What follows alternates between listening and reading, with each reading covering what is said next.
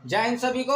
आइए Chauhan civil service class में आप सभी का स्वागत है। और आज चौहान सर की क्लास में बात होगी भारतीय संविधान में संसद से संबंधित अनुच्छेद, मतलब इंडियन कॉन्स्टिट्यूशन में हम बात करेंगे इंडियन पार्लियामेंट। भारतीय संविधान में संसद से संबंधित जो महत्वपूर्ण अनुच्छेद हैं जो आपके पेपर में पूछे जाते हैं, उन अनुच्छेद के बारे में हम आज की क्लास में पूरा डिस्कस करेंगे। जो लोग भी इस चैनल में नए हो, चैनल को सब्सक्राइब करें, लाइक करें, शेयर करना ना भूलें और तैयारी पे बिल्कुल लगे रहें। आइए बात करें संसद से संबंधित अनुच्छेद। पहले तो ये समझिए, संसद पार्लियामेंट जो है, भारतीय संसद जो है उसका भारतीय संसद का निर्माण कैसे हुआ, किस मॉडल पर उसको भारतीय संसद का निर्माण किया गया, कुछ बेसिक पॉइंट है वो डिस्कस करें। उसके बाद इन अनुच्छेद के बारे में, इससे संबंधित महत्वपूर्ण अनुच्छेद के बारे में डिस्कस करेंगे। चलिए साथ में नोट्स तैयार करते चलें। जो भारतीय संसद का जो मॉडल है वो आपका इंग्लैंड में स्थित वेस्टमिंस्टर मॉडल पर आधारित है। भारतीय संसद का जो मॉडल है, भारतीय संसद का जो निर्माण किया गया था वह इंग्लैंड में स्थित वेस्टमिंस्टर मॉडल पर आधारित है। और वेस्टमिंस्टर क्या है? वेस्टमिंस्टर जो है वो एक लंदन में स्थित एक स्थान है, एक जगह का नाम है जहाँ पर इंग्लैंड की संसद स्थित है, जहाँ पे इंग्लैंड की संसद का निर्माण किया गया है। और उसे वेस्टमिंस्टर एक जगह का नाम है, जगह का नाम है। और उसी जगह का मतलब उसका प्रारूप की नकल करके भारत में संसद का निर्माण किया गया था। और वेस्टमिंस्टर का अर्थ होता है सरकार का संसदीय स्वरूप। वेस्टमिंस्टर का अर्थ है कि सरकार का संसदीय स्वरूप। तो उसी के नकल करके, उसी के प्रारूप की कॉपी करके भारत में संसद का निर्माण किया गया। भारत में संसद, जो भारतीय संविधान में संसद का उल्लेख आपका भाग 5 में अनुच्छेद 79 से लेकर अनुच्छेद 122 तक में उल्लिखित किया गया है। Under Indian Constitution Part 5 has elaborated the Indian Parliament, the article of the 79 to 122. This explain the Indian Parliament. भाग 5 में आपका संसद से संबंधित अनुच्छेद 79 से लेकर 122 तक पूरा उल्लेख किया गया, विस्तार से उल्लिखित किया गया भारतीय संविधान में। अब इसमें बात करते हैं एक एक अनुच्छेद से, और अनुच्छेद और उनसे संबंधित विषय कि किस विषय पर कौन सा अनुच्छेद आधारित है। उसके बाद देखिए, अनुच्छेद 79 से स्टार्ट है। अनुच्छेद 79 में बताया गया है, 79 में बताया गया संसद का गठन। जो संसद का गठन होगा, भारतीय संविधान में सर्वोच्च जो विधायी है वो आपकी भारतीय संसद है। और भारत की संसद के 3 अंग हैं, जिसमें आपके राष्ट्रपति, राज्यसभा और लोकसभा से मिलकर भारत की संसद बनी है। तो अनुच्छेद 79 में संसद का गठन किया गया है, जिसमें आपके राष्ट्रपति, राज्यसभा और लोकसभा है। राष्ट्रपति इसलिए हैं, ना वो राज्यसभा के सदस्य होंगे ना लोकसभा के सदस्य होंगे, फिर भी राष्ट्रपति हैं। राष्ट्रपति इसलिए हैं कि लोकसभा और राज्यसभा से जो भी विधेयक, जो अधिनियम पारित होता है, उस पर हस्ताक्षर, राष्ट्रपति हस्ताक्षर करके ही वो अधिनियम, वो कानून बनता है। कोई भी विधेयक होगा लोकसभा और राज्यसभा से पारित होने के बाद, जब तक राष्ट्रपति उस पर हस्ताक्षर नहीं करते हैं, तब तक वो अधिनियम, वो विधि, वो कानून नहीं बनता है विधेयक। इसलिए राष्ट्रपति को संसद का अंग बताया गया, अभिन्न अंग बताया गया। अनुच्छेद 80 में राज्यसभा की संरचना के बारे में बताया गया है। अनुच्छेद 80 में राज्यसभा की संरचना, राज्यसभा का स्ट्रक्चर क्या है उसके बारे में बताया गया। कितने सदस्य होंगे, कौन से सदस्य कहाँ से आएंगे, कितने सदस्य राज्यों से होंगे, कितने सदस्य केंद्र शासित प्रदेश से होंगे, तो इन सब के बारे में राज्यसभा की संरचना अनुच्छेद 80 में बताया गया है। सॉरी, अनुच्छेद 81 में इसी तरह लोकसभा की संरचना के बारे में बताया गया कि लोकसभा में कितने सदस्य होंगे, कौन किस राज्य से कितने सदस्य आएंगे और कितने सदस्य केंद्र शासित प्रदेश से होंगे, वो सब आपकी संरचना के बारे में बताया गया है। अनुच्छेद 82 में बताया गया है प्रत्येक जनगणना के बाद पुनः समायोजन।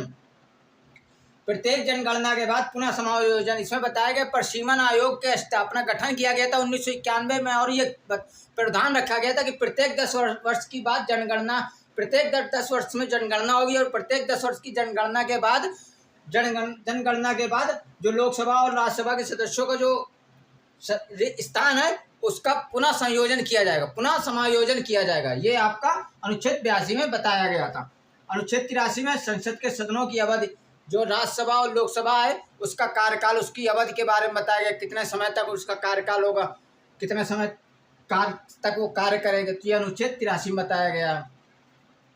अनुच्छेद 84 में बताया गया संसद के सदस्यों की जो अहर्ता, संसद के सदस्य की अहर्ता मतलब योग्यता, अर्थात योग्यता, संसद का सदस्य बनने के लिए क्या योग्यता होनी चाहिए। तो ऐसे राज्यसभा के सदस्य बनने के लिए क्या योग्यता होनी चाहिए, इसका अलग अपना है प्रावधान। लोकसभा के सदस्य बनने के लिए क्या योग्यता होनी चाहिए, क्या अर्हता होनी चाहिए, इसका अपना अलग प्रावधान है। मतलब राज्यसभा के सदस्य बनने के लिए आपकी 30 वर्ष की आयु होनी चाहिए, लोकसभा के सदस्य बनने के लिए आपके पास न्यूनतम 25 वर्ष की आयु होनी चाहिए, भारत का नागरिक होना चाहिए, दिवालिया पागल ना हो सॉरी, इस तरह की अर्हता होनी चाहिए। इसका प्रावधान अनुच्छेद 84 में दिया गया है। अब यहाँ पे यहीं पे डिस्कस कर ले रहे हैं, अर्हता मतलब योग्यता के बारे में बात हो गई। अब इसी में संसद के अयोग्यता के बारे में बताया गया, जैसे दल बदल विरोधी के बारे में भी है, और इसी में इस प्रकार जो इनकी निहरता है, अयोग्यता है, उसके बारे में डिस्कस कर ले। अनुच्छेद 101 में संसद के सदस्यों का जो स्थान रिक्त हो जाता है उसके बारे में प्रावधान है। इसके बाद अनुच्छेद 102 में संसद के सदस्यों के को निहरता को लेकर जो प्रश्न है, जो निहरता होती, जो अयोग्यता को लेकर दल बदल के समय जो भी प्रश्न उठते हैं, जो सवाल उठते हैं, जो विवाद होता है, उसके बारे में अयोग्य होती है, सदस्य अयोग्य हो जाते हैं, तो वो अनुच्छेद 102 में है। संसद के सदस्यों की निहरता या अयोग्यता के बारे में उल्लिखित अनुच्छेद 102 में किया गया है। जब इस तरह का सवाल और प्रश्न उठता है तो इसमें फिर राष्ट्रपति अनुच्छेद 103 के तहत भारत के निर्वाचन आयोग या चुनाव आयोग से सलाह मशवरा राय लेते हैं और उसके राय पर कार्य करते हैं। राष्ट्रपति संसद के सदस्यों की जो निहरता को लेकर, अयोग्यता को लेकर जो प्रश्न होते हैं, जो सवाल उठते हैं, जो ऐसा विवाद होता है, उसको समाप्त करने के लिए राष्ट्रपति अनुच्छेद 103 के तहत भारत के निर्वाचन आयोग, चुनाव आयोग से सलाह मशवरा राय लेकर कार्य करते हैं, और चुनाव आयोग द्वारा दी गई राय को राष्ट्रपति को स्वीकार करना होता है, मानना होता है।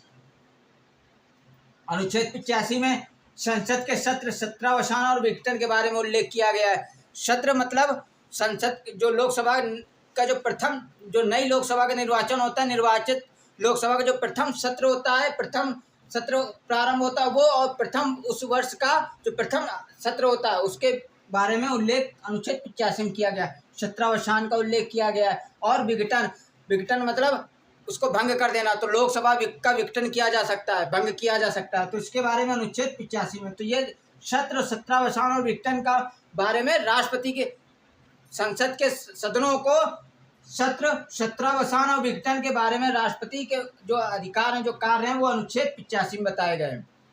अनुच्छेद 86 में राष्ट्रपति का सदनों को संबोधित करना, मतलब राष्ट्रपति राज्यसभा और लोकसभा के सदनों को संबोधित कर सकते हैं और उनको संदेश दे सकते हैं। अनुच्छेद 87 में राष्ट्रपति विशेष संबोधन कर सकते हैं, अभिभाषण दे सकते हैं। अनुच्छेद 88 में संसद के जो सदस्य हैं, मंत्री हैं और महान्यायवादी हैं, उनका अधिकार और कर्तव्य के बारे में बताया गया। किसमें? अनुच्छेद 88 में। अनुच्छेद 89 में राज्यसभा के सभापति, राज्यसभा का एक सभापति होगा, एक उपसभापति होगा। जो भारत का उपराष्ट्रपति होगा वह राज्यसभा का सभापति होगा, पदेन सभापति होगा, और राज्यसभा अपने ही सदस्यों में से किसी एक को उपसभापति चुनती है। किसमें बताया गया? 89 में बताया गया। 90 में, अनुच्छेद 90 में राज्यसभा के उपसभापति के पद, अगर उपसभापति का पद रिक्त हो जाए, पद त्याग दे या पद से हटाए जाने पर, त्यागपत्र देने पर, उसके विस्तार से उसके बारे में जानकारी अनुच्छेद 90 में है। अनुच्छेद 91 में सभापति के कर्तव्यों का निर्वहन, सभापति अपने कर्तव्यों का निर्वहन कैसे करेंगे। इसके बाद सभापति का पद रिक्त हो जाता है तो उपसभापति सभापति के रूप में कार्य करते हैं। जो उपसभापति सभापति के रूप में कार्य करते हैं, जब उपसभापति सभापति के रूप में कार्य करते हैं तो उपसभापति सभापति के सभी कर्तव्यों और अधिकारों का निर्वहन करेंगे। ये अनुच्छेद 91 में। अनुच्छेद 92 में सभापति उपसभापति को पद से हटाए जाने के बारे में, प्रावधान के बारे में बताया गया। किसमें? अनुच्छेद 92 में। अनुच्छेद 92 में अगर अनुच्छेद 92 के में सभापति और उपसभापति को पद से हटाए जाने का प्रावधान विचाराधीन है तो सभापति उपसभापति क्या कहते हैं, पीठासीन अधिकारी नहीं होंगे। अगर इनको पद से हटाए जाने का विचाराधीन है, इनके हटाए जाने का प्रावधान विचाराधीन प्रस्ताव आ गया है, तो ये अपने पद पे पीठासीन नहीं होंगे, अधिकारी नहीं होंगे। अनुच्छेद 93 में लोकसभा का एक अध्यक्ष होगा, एक उपाध्यक्ष होगा, और इसमें एक प्रोटेम स्पीकर होते हैं। सबसे पहले अध्यक्ष, जब नई लोकसभा का निर्वाचन होता है तो उसमें से एक प्रोटेम स्पीकर चुने जाते हैं। जैसे किसी भी वरिष्ठ सदस्यों, लोकसभा के सदस्यों में से किसी वरिष्ठ सदस्य को प्रोटेम स्पीकर बना दिया जाता है, प्रोटेम स्पीकर बना दिया जाता है। क्यों बना दिया जाता? क्योंकि लोकसभा भाई चुन के आई, सदस्य चुन के आए, उनके कार्य का संचालन करना होता है, तो उसी में से किसी वरिष्ठ व्यक्ति को, सदस्य को प्रोटेम स्पीकर बना दिया जाता है और वो लोकसभा के कार्यों का संचालन करता है, जिसको अस्थायी बोलते हैं। ये प्रोटेम स्पीकर अस्थायी होते हैं और जहां लोकसभा का अध्यक्ष, लोकसभा के सदस्य में से किसी को अध्यक्ष चुन लिया जाता है और उपाध्यक्ष चुन लिया जाता है, तो ये प्रोटेम स्पीकर खत्म हो जाते हैं। फिर क्योंकि बताया, जैसे जब संविधान सभा बनी तो उसमें एक अस्थायी अध्यक्ष चुने गए थे डॉक्टर सच्चिदानंद सिन्हा को, तो उसी तरह लोकसभा का जब निर्वाचन होता है तो एक अस्थायी अध्यक्ष चुना जाता है जिसको प्रोटेम स्पीकर नाम दिया गया, जिसे प्रोटेम स्पीकर नाम दिया गया। जब स्थायी अध्यक्ष चुन लिए जाते हैं सदस्यों में से, तब ये प्रोटेम स्पीकर का पद अपने आप स्वतः समाप्त हो जाता है, स्वतः समाप्त हो जाता है। अनुच्छेद 94 में अध्यक्ष और उपाध्यक्ष की पद की रिक्ति, त्याग पत्र और पद से हटाए जाने के बारे में।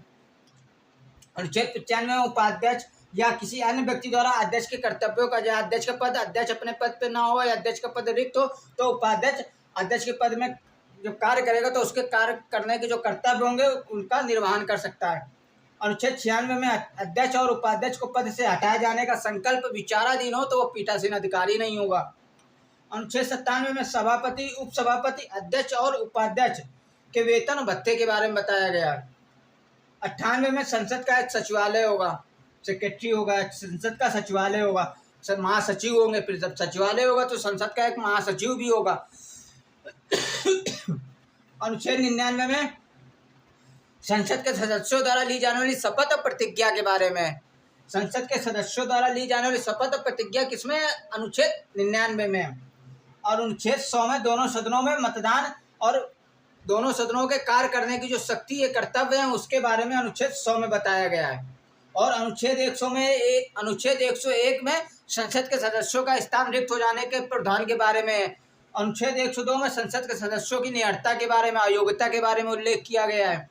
और अनुच्छेद 103 में राष्ट्रपति जब संसद के सदस्यों की नियर्ता या अयोग्यता को लेकर प्रश्न या विवाद उत्पन्न होता है तो राष्ट्रपति चुनाव आयोग, भारत के निर्वाचन आयोग से विचार विमर्श करके और चुनाव आयोग द्वारा दी गई राय को मानकर स्वीकार करके इस विवाद को समाप्त करता है। नियर्ता, संसद के सदस्यों को लेकर, नियर्ता को लेकर जो उठे सब विवाद होते हैं उसको समाप्त करते हैं, फिर राष्ट्रपति इस विवाद को समाप्त करते हैं। लेकिन यहाँ पे चुनाव आयोग द्वारा अनुच्छेद 103 के तहत चुनाव आयोग, भारतीय निर्वाचन आयोग द्वारा दी गई राय और सलाह को राष्ट्रपति को मानने के लिए यहाँ पे बाध्य है, राष्ट्रपति को मानना होता है। तो ये थे आपके संसद से संबंधित महत्वपूर्ण अनुच्छेद जो कि आपके क्वेश्चन पेपर में पूछे जाते हैं। इनकी संभावनाएं ज़्यादा होती हैं, पूछे जाने की संभावनाएं ज़्यादा होती हैं, इसलिए वीडियो को एंड तक देखिए और अपने नोट्स साथ में तैयार करते चलिए। आइए अगली क्लास में फिर मिलेंगे। जय हिंद सभी को।